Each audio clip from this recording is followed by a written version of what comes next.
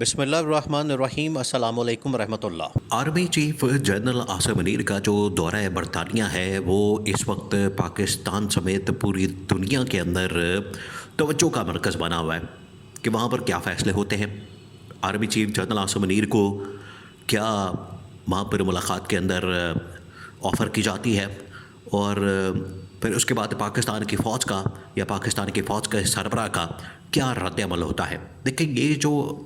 Army chief کا دورہ ہے اس کو آپ نے انٹرنیشنل کانٹیکسٹ میں دیکھنا ہے۔ انٹرنیشنل کانٹیکسٹ میں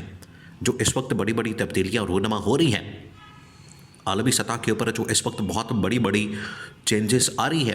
اگر آپ ان کو ذہن میں رکھیں گے تو پھر آپ کو سمجھ آ جائے گی، آپ کو اندازہ ہو جائے گا کہ آرمی چیف اچانک سے برطانیہ کے دورے پر کیوں گئے ہیں۔ دو تین جو بڑی تبدیلیاں ہوئی ہیں ان کو پہلے آپ سمجھ لیں، کیونکہ آپ امیجن کریں کہ جو دنیا کی تبدیلیاں اس میں پاکستان کا رول کیا ہے، آپ امیجن کریں تو پاکستان کو آپ اتنا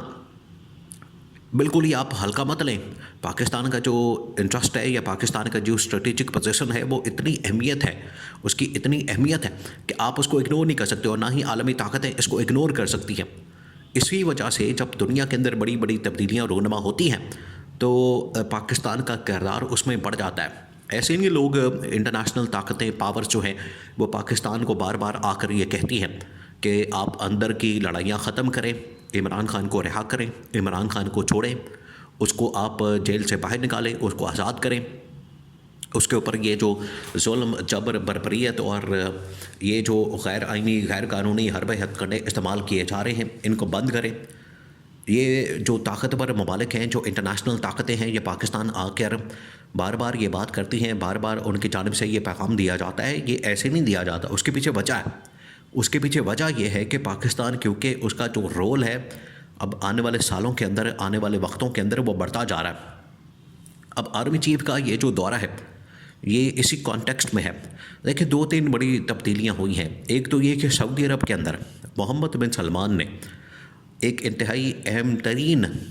وہاں پر صلح کرانے کی کوشش کی ہے۔ دیکھیں، یہ جو صلح کرانے والا مشن ہے، یہ جو مشن ہے نا، یہ اصل میں محمد بن سلمان نے یہ مشن، اور یہ کس کے نقش قدم پر چلتے ہیں محمد بن سلمان؟ عمران خان کے۔ یہ عمران خان کی سوچ ہوتی تھی، عمران خان کی یہ اپروچ ہوتی تھی کہ آپ نے دنیا کے اندر امن قائم کرنا ہے، آپ نے پرائی جنگوں کے اندر نہیں پڑنا، آپ نے ایسے ہی راہ چلتے، جس طرح سے بڑی ایک مثال دی جاتی ہے، اڑتا تیر جو ہے آپ پکڑ دیں، اس کو لے لیں، اڑتا تیر جو ہے وہ لینا، یہ اس طرح کی مثال دی جاتی ہے۔ تو وہ اسی وجہ سے مثال دی جاتی ہے کہ آپ ایسے ہی پرائی جنگوں کے اندر جب انٹرنیشنل لیول کے اوپر حالات ہوتے ہیں تو یہاں پر یہ ہوتا ہے کہ پرائی جنگ کے اندر انسان ایسے ہی پڑ جاتا ہے، کود جاتا ہے، اور پرائی جنگ کے اندر بڑھ جاتا ہے، جا کے بعد میں نقصان اٹھاتا ہے۔ جس طرح سے پاکستان نے پچھلے تقریباً کوئی 20-25 سال افغانستان کی جنگ کے اندر پڑھ کے نقصان اٹھایا، وقتی طور پر تو فائدہ ہو جاتا ہے، وقتی طور پر تو اس کا انٹرسٹ نظر آتا ہے، وقتی طور پر آپ کو نظر آتا ہے، وقتی طور پر آپ اس سے بینیفٹ حاصل کر لیتے ہیں۔ جس طرح سے جنرل ضیاء الحق کے دور میں افغانستان کے اندر جنگ لڑی گئی، آپ کو فائدہ ہوا۔ جنرل مشرف نے پھر افغانستان کے اندر دوبارہ سے جنگ کی، آپ کو فائدہ ہوا۔ لیکن اگر آپ اس کو لانگ ٹرم میں دیکھیں گے، آپ اس کو آگے کی سوچ کر، آگے کے فیوچر کو مد نظر رکھتے ہوئے فیصلہ کریں گے تو پھر آپ کو یہ پرائی جنگ کے اندر جانے کا کوئی فائدہ نہیں ہوگا۔ پرائی جنگ کی وجہ سے آپ کو نقصان ہی زیادہ ہوا ہے، فائدہ کم ہوا ہے، اور یہی عمران خان بات کرتا تھا، یہ عمران خان بات کہتا تھا۔ تو آج محمد بن سلمان جو ہے وہ عمران خان کے نقش قدم پر چل پڑے ہیں، اور یوکرین کے اندر جو جنگ لگی ہوئی ہے اس کو ختم کروانے کے لیے، وہاں پر جنگ کو ختم کروا کے وہاں پر امن لانا چاہتے ہیں۔ یہ ہے محمد بن سلمان کا ویژن، اور یہ ہے محمد بن سلمان کی سوچ، جس کی وجہ سے محمد بن سلمان نے وہاں پر امریکہ اور جو روسی لوگ ہیں، جو روس کی وہاں پر اہم ترین گورنمنٹ کی انتظامیہ کے لوگ ہیں، ان کو وہاں پر بلایا ہے، ان کو وہاں پر دعوت دی ہے، اور ان کے مذاکرات جو ہیں وہ سعودی عرب کے اندر کروائے جا رہے ہیں۔ اب کیونکہ یوکرین کی جنگ ختم ہو جانی ہے، یوکرین کو وہاں پر ایک پیس ٹیریٹری ڈکلیئر کر دیا جائے گا، مطلب ایک ایسی جگہ ڈکلیئر کر دی جائے گی جہاں پر نہ روسی فوجیں وہاں پر رہیں گی اور نہ یوکرین کی فوجیں رہیں گی، وہ بالکل ایک نیوٹرل وینیو بن جائے گا۔ جب ایک نیوٹرل علاقہ ہو جاتا ہے تو وہاں پر پھر امن قائم کرنے کے لیے نیوٹرل فوج کو تعینات کیا جاتا ہے۔ न्यूट्रल फ़ौज को। और ये यूरोपियन ताकतें चाहती हैं कि उनके पास तो वैसे वसाइल तो बहुत ज़्यादा होते हैं, पैसे तो बहुत ज़्यादा होता है यूरोपियन ताकतों के पास, लेकिन उनके पास फ़ौज इतनी ज़्यादा नहीं होती। और पाकिस्तान के पास वसाइल तो चलें इतने ज़्यादा नहीं, लेकिन फ़ौज एक बहुत बड़ी तादाद में मौजूद है। तो ऐसे में पाकिस्तान की फ़ौज की फिर अहमियत बढ़ जाती है। तो यूरोपियन ताकतों ने पाकिस्तानी आर्मी चीफ़ को इस मकसद के लिए वहाँ पर बुलाया है, ताकि अगर पाकिस्तानी फ़ौजियों की वहाँ पर न्यूट्रल वेन्यू के ऊपर, न्यूट्रल टेरिटरी के ऊपर, न्यूट्रल इलाके के ऊपर अगर वहाँ पर ज़रूरत पड़ती है, जो कि पड़ने वाली है,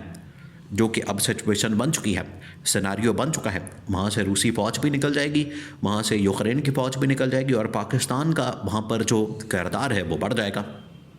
इसी वजह से जनरल आसिम ने ये दौरा किया है, इसी वजह से जनरल आसिम को इस दौरे के ऊपर बुलाया गया है और उनको बुला के ये पूरा का पूरा एजेंडा और पूरा का पूरा मामला जो है वो डिस्कस किया जा रहा है। लेकिन यहाँ तक तो बात ठीक है कि अगर आपने अमन कायम करने के लिए वहाँ पर पीस टेरिटरी के लिए वहाँ पर पुरअमन माहौल को प्रोलॉन्ग करने के लिए, साजगार माहौल पैदा करने के लिए अगर आप अपनी फ़ौज को भेजना है, अपने वहाँ पर फ़ौजियों को भेजना है तो भेजा जा सकता है। लेकिन अगर जंग के मकसद के लिए भेजना है या कोई जंगी मामलात के लिए भेजना है तो उसके लिए तो साफ इनकार किया जाना ही बेहतर है, जो कि इमरान खान की पॉलिसी होती है। लेकिन यहाँ पर कम से कम ये एक बेहतरी ज़रूर है, इस मामले के अंदर थोड़ा बहुत चेंज ज़रूर है, इस मामले के अंदर थोड़े बहुत हालात चेंज हैं कि यहाँ पर पीस टेरिटरी के लिए, यहाँ पर अमन के हालात को कायम करने के लिए और अमन अमान की सूरत हाल को देखने के लिए वहाँ पर फ़ौज को भेजा जा सकता है। इसी मकसद के लिए आर्मी चीफ जनरल आसिम नीर इस वक्त वहाँ पर बरतानिया के अंदर मौजूद हैं और उनके साथ ये पूरा एजेंडा डिस्कस कर लिया गया है, उनके साथ ये सारे मामला तय किए जा रहे हैं। और हो सकता है कि आने वाले दिनों में वो सऊदी अरब का भी दौरा करें, वो अरब ममालिक का भी दौरा करें, क्योंकि सऊदी अरब के अंदर अगर ये मुज़ाकरात हो रहे हैं तो इसमें अगर पाकिस्तान की फ़ौज की ज़रूरत पड़ती है तो सऊदी अरब के अंदर जाकर वो रूस के साथ भी और अमेरिका के साथ भी ये मामला वहाँ पर बैठ के फाइनल कर सकते हैं और वहाँ पर ये ग्रीन सिग्नल और गो हेड और उसके बाद जो पेपर वर्क तमाम के तमाम जो मुआहदे और एग्रीमेंट्स वो साइन किए जा सकते हैं। तो इस सिलसिले में ये जो दुनिया की सतह के ऊपर, आलमी सतह के ऊपर जो बड़ी बड़ी तब्दीलियाँ हो रही हैं उसमें इमरान खान को इसी वजह से कहा जाता है कि आप रिहा करें, वहाँ यहाँ के लड़ाई झगड़ों को ख़त्म करें, क्योंकि दुनिया के अंदर हम अमन लाना चाहते हैं और दुनिया के अंदर हम अमन व अमान की सूरत हाल कायम करना चाहते हैं। तो पाकिस्तान के अंदर भी अगर अमन व अमान की सूरत हाल, आपस के लड़ाई झगड़े ख़त्म हो के अमन अमान की सूरत हाल कायम की जाएगी तो ऑटोमेटिकली पाकिस्तान जो है वो एक तरक्की और खुशहाली की राह पर चल पड़ेगा। तो ये मैसेज वहाँ से कन्वे किया जाता है और बरतानिया ने ये मैसेज कन्वे किया। उन्होंने कहा कि हमें आपकी ज़रूरत पड़ेगी और दूसरा ये कि अपने अंदरूनी मामलात को जितना जल्दी हो सके एज सून एज़ पॉसिबल इनको ठीक करें।